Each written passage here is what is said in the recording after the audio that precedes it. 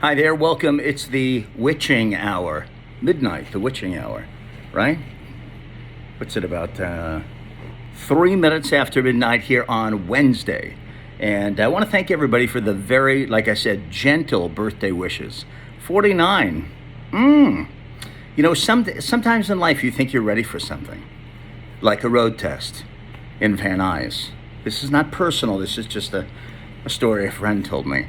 You think you're ready because you've had a few fender benders and they call you and you think you're ready for a road test because, my goodness, you took one at 16 and you aced it. And now you're 38 and you're a little more nervous than you were, but you don't even, come on. And you get out there and you get on the freeway and, the other guy in this case has a steering wheel as well, thank God, and also, independent brakes. Thank the baby Jesus. And he just said, why don't you get on the freeway? I said, sure. Me? I could do that. It's not 10 and 2 anymore. It's 9 and 3. Don't take my word for it. I shouldn't give no advice. And then I hear that I'm just doing this. And I hear like that, like he had COPD or something. And I said, what? His name was Phil. I said, Phil, what? He said, get off the freeway. I said, what? Get off the, what? I think I was anxious. So I wasn't prepared. 49, I was kind of prepared, but I got gentle messages. So that was nice that you were very gentle about that. And I want to thank you. I thought what I would do here is, I did Ask Me Anything. I threw that out there because it had been since June of 2020. So what is that? June, July, carry the 1, July, August. This is August. Over 14 months since I allowed you to ask me anything. Now, in fairness, I've provided a lot of information in the last 14 months, but you understand. I do see, I always think of you as Carol, but since my more frequent and more, I've always loved Adam Carolla. Forever, I've known the guy since 2005. But you spell your name Carolla, and I think he's going to sue you. Mm-hmm. You don't have a podcast, do you? If you do, you should watch it. I mean, not watch your podcast, watch your back. Adam is the greatest guy in the world, but I don't call you Carolla. I never did that. I call you Carol. I really just think of you as the very sweet lady who sent me that book about my dear Moxie, Moxie of Running Water. How sweet. And you know what's funny? That I think I told you, because we met at Town Hall. If I'm wrong, I apologize. I think we met at Town Hall a lot of years ago. And I don't know if I ever told you, but it's so funny that Moxie would laugh because she had puppyality. She did laugh. And when she laughed, when she spoke like Imus. It's really true. It would be quiet at night and I would just be watching like Law and Order to see if I made the episode. And I'd hear, I'd say, Moxie, Daddy, what in the world? And Biddy, who was like a genius, would look over like, try it in Farsi. Because Biddy, I believe, was very brilliant and still is. Point is that Moxie, when one of the earliest times I met Moxie, I went back with my girlfriend at the time. Ooh, she could take a joke. And we went to my parents' house, and Moxie was brand new. And I said to my mom, I had to go to CVS or something. Oh, more on that later. I'm fine, no medication. It's a scratcher. It's a gambling story. So, because when you think CVS, you think vaccinations and gambling away your life savings. At least I do. And I said, Mom, I want to bring the puppy. I want to bring Moxie. And it had been raining on Staten Island, which is a beautiful thing when it rains. And she said, as we were walking out the door, I just picked Moxie up. My mother said, watch the windshield wipers. Or something. She would always be saying something. Watch the windshield. I mean, that could have meant watch the windshield wipers. But don't really watch them because you'll drive off the road. I mean, it could have meant anything. So I didn't think anything of it. She and I and Moxie were sitting in the front seat. And we drive down Wheeling Avenue, we make a left on Foster Road, and I turn on those windshield wipers because, boy, it was raining. And Moxie of Running Water, she freaks. She starts barking and howling and chortling at the windshield wipers. It was the funniest thing in the world. And she wanted to get to them, you know. Moxie, she had so much, she wanted to get to the wipers. I had to turn the wipers off. And I wiped out a family of 4 on the way to Brooklyn. No, I'm kidding. I would never do that. But I did pull the car to the side of the road and I said, Moxie, we have to talk. Oh, I can make it ball today. I'll turn the wipers on and put some glasses on and go get the scratchers yourself, you moron. I said, you should be syndicated. But I thought of you today, so I can't get a dachshund. I can't do it. I'm not ready. I can't. I can't do me. Really. Look how I'm sitting here. I'm trying to get through me, you know, to take care of myself. Make sure I eat and do all the appropriate things. But I very recently saw your beautiful book. And thank you again. Years ago, you made that beautiful donation in Moxie's name. I do see here, because I was cleaning out some stuff, and I found something. I think I can do it, since we're talking dogs. We're talking dogs at 570-102 Portland. Talking dogs. This was Bob Hastings. Bob Hastings is a friend of mine. He works at the radio station that I used to work for. When Moxie or Biddy, because they pass so closely, you know, like my parents, it's like when people leave me, they take off. That's really true. This is beautiful. I got this at work one morning. Can you imagine? People are so sweet. This for anyone who's dealing with pets, and I don't mean just dealing with them peeing on the floor, or, you know, end of earthly life stuff. I'm going to try. If I have a problem, your phone will explode. Paw prints left by you. You no longer greet me as I walk through the door. You're not there to make me smile, to make me laugh anymore. Life seems quiet without you. You were far more than a pet. You were a family member, a friend, a loving soul I'll never forget. It will take time to heal, for the silence to go away. I still listen for you and miss you every day. You were such a great companion, constant, loyal, and true. My heart will always wear the paw prints left by you. Thank you again, Bob Hastings and his beautiful wife. The morning I got that, I think I lost all muscle control. I actually turned into strawberry jello, and I just fell to the floor in the studio. And Jennifer said, well, maybe we'll get a decent show out of him today. I mean, look at him down there. It's a mess. No, but thank you. That's so very sweet. Speaking of the show, that's the other question.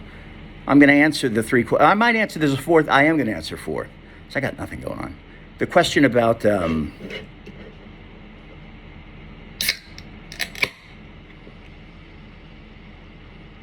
I'm hitting the can. Conway hears that. Coca-Cola, come on. I don't drink alcohol. I really don't. It's because I hate it. I think it tastes like cough medicine. And I think that tastes like bone-corroding acid. And I like that. So someone asked me, I believe his name is Brian, and he used a dirty word. Don't swear. It was negative about the show I used to work on. Can I tell you something? And it's the truth. And sometimes when people say it's the truth, you go, oh, why is he saying or she saying it's the truth? Because what, they're lying or something? But you know me, I have to tell you it's the truth. But I won't say to you it's a lie. I'll never do that, because I want to keep my credibility. But it happens to be true. Here in the final week of August, and I left on a rough, no, I didn't. It was I'll tell you that story sometime. You'll have to get the kids around and we'll all have hot cocoa. It was, I left December 1, I believe. And since that day, including, because I arrived at work and became ill and left. I got there at about 5:20, and I left because I was sick. So I came home and rested. I did not hear that show. Since that day, honor, Scout's honor, and I'm not a Scout. See, I'm going to be honest with you. I have not heard a minute of the broadcast. I just haven't heard it. So I don't, I'm sure it's not bad. And the gentleman, I'm sure, no expletives are not necessary. I'm sure they're not even warranted. I'm sure it's a very different show than the show we did. But hey, life moves on. So, but I really have not heard it. Had I heard it? If I hear it, or if I've heard it, or whatever, and I have, if I have an opinion, I won't phrase it harshly, but I'd share an opinion with you. I mean, not a gratuitous thing, but I just haven't heard it. I really, truly haven't. And I don't know that I'll ever hear the radio again. No, and that brings us to another question. So, what am I going to, what are you doing with yourself? I think it was from my father from the grave. Hey, what are you doing with yourself? Just sitting around? Signed, Dad. No, it was from Craig, who says I'm very talented, and I thank you for that. But then he says something quite interesting. Are you going to reinvent yourself? Craig, I'm 49. Thanks again for the gentle birthday greetings. I'm 49. I've been doing this since I'm 13 years old. Not doing it like this. So who could be this neurotic at 13? Not me. I was getting there, though. I've been doing this my whole life, and I'm an artist. No, I mean, seriously, it's not the same show as it was, 5-10 years ago. Wouldn't be the same show tonight, because I don't work through the night. I would file a labor grievance. No, I reinvent myself? Why? Why reinvent myself? I'm fine. Oh, that's your problem, Brian. You think you're... No, look, I've said to you last year, or this year I said, I could go about doing the work in a different way. I understand that. But I have more serious thoughts than I'm in too giddy of a mood. I know that I broadcast well. I know that I'm a very good broadcaster. I just know I also belch when I exaggerate my talents. I'm the greatest. I'm very good at this. I do this well. So what would I reinvent? What would I become? Oh, funny. I've had guys and ladies say to me over the years, how about, you talk about reinventing myself. I've had, will not name the person, will not even ascribe gender. And I don't even see gender. I don't see color, and I don't see gender, and I don't hear accents. I can't identify anyone in 2021. No, I don't see gender. Because we all go to the same restroom, so it's like, I assume everybody's got what I got. I mean, they're lucky if they do, but you understand what I mean.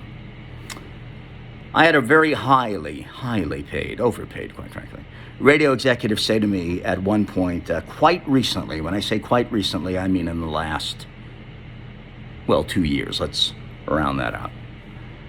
And this person said to me, this person was being very nice to me, telling me I do a good job and I'm funny and I do impressions and they're so great. They're like so great. Droplets. And I said, thank you. I said, you're fantastic. I mean, it's so great. Oh, I did that for like 15 minutes. And he said, he laughed, but then said, I mean, have you ever thought of being like conservative? I swear he said it. And I'm not telling you who he is. I'm not telling you I worked for him. I'm not telling you anything about the person.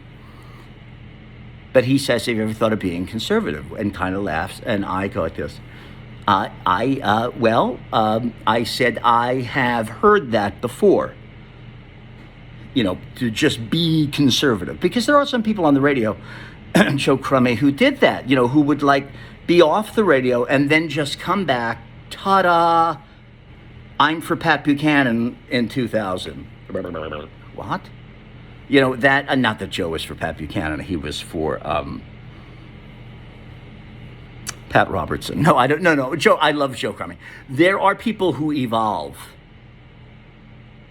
It's not a premeditated switch. I would never suggest that. They evolve, and they become, leave Joe alone. Joe's fantastic. Joe's one of my favorite talk show hosts, great musician. The guy said, have you ever thought about being conservative? And I said, you know something, Larry, rewind that. I said, you know something, buddy? I have a former girlfriend. She said, why don't you just do it and do all the bits and everything? You'd be like, ah. And then the radio executive guy said, you'll be a millionaire pretty quickly if you just start talking conservative stuff. And he says to me, you'd make millions of dollars. And I said this. I said, I understand that. I said, I understand that. I said, I would do all the humor, but I'd be conservative. And then I said, and I'm going to make up a name, Raphael. I said, but you know something, Raphael? This is some Mexican restaurant. I said, you know something, Raphael? I can't do it. And he said, okay. I said, Raphael, I can't do it. You know why, Raphael? Because in my apartment, I have these things in there. They're called mirrors. And like twice, usually even 3 times a day, I'll pass one and I'll catch an image of myself in it. And usually I'm not head over heels with what I see. I can't make that a more arduous step past the mirror. I gotta believe what I say on the radio. It's no fun if you don't. What's the last question? Any Vegas stories? Not from me. I haven't been to Vegas. A friend of mine is in Vegas right now. I hope to God he's winning, but I know that he's not. But here's a gambling story. Not a Vegas story, a gambling story. I don't know if you've ever heard this one. It's not the Kentucky Derby story. It involves my dear mother's passing. And it involves my dear mother's lifelong commitment to wagering. To recreational wagering. She loved it. Barbara Lynn Ruggie Whitman was down to play. Shuffle 'em up. Let's get it on. Excuse me. No, so she would play the pick 3 in New York. You'd pick 3 numbers. And she picked the same 3 numbers every day because she was a gambler. And they're gamblers, I'm a gambler. But my mom would pick 3 numbers and you could straight or box. The numbers she would pick, my mother was born on the 24th of April and my father the 25th of April. The same year, hours apart. I've given you that whole run. You're like, Whitman, please. All right, great. So my mom picked every day, I think it was $1 to play. $1 to win it, you got to get in it, something like that. Or maybe $2. Probably she gave $100. She had a gambling. She would play 2, 4, 5. 24 for her birthday and 5 for the old man. 25, 24, 2, 4, 5. And box means it could come in 5, 4, 2, 5, 2, 4, 4, 5, 2. She played it straight, 2, 4, 5. She did not win. It was not a big deal, but she enjoyed when she'd get her coffee to play the thing. All right, fast forward 2006. I love my parents, please folks, but I'm 49. It's the morning that my mom has passed away. I've said, she's gone to heaven, the whole thing. And I shouldn't say the whole thing, I don't know what they do when you get up. I mean, they probably were giving her toiletries or whatever. And I'm sitting there at the dining room table on Staten Island. My brother Barry is sitting there, and he's drinking his country donuts. And I'm having jelly donuts. My brother's drinking his coffee. And I'm also eating a rack of lamb. So I had a weight problem. And I hear my brother, go, oh, shit. I said, in this house with our Christian? I looked up, I said, what's up? What do you? I mean, I mind him like our mother just. And he starts to kind of laugh. I said, what's going on? He goes, look at this. And my brother tosses over the New York Daily News. And the winning 3 numbers are right there on the front page. 2, 4, 5, straight. I said, God, she is so pissed. I said, Barry, she is so furious. Do you remember the time I threw the ketchup bottle at you the night she got new carpeting? He said, oh my God. I said, she's angrier than that. I said, and that's a pretty crappy thing for the big man to do. Or for the New York State Lottery Commission to do. I want to make this a more secular criticism. 2, 4, 5, it comes up. And she's in a morgue? Oh, that's gambling for you, so stay out of Vegas. No, I mean, yeah, well, I don't want to be the guy who says don't go to Chinatown with Nancy Pelosi. And have your Chamber of Commerce meetings in phone booths, if you can find one. It's good. It builds herd immunity. All right, have a great day. I believe I've answered all 4 questions in 22 minutes. I would say I should limit and edit myself, but I never talk anymore.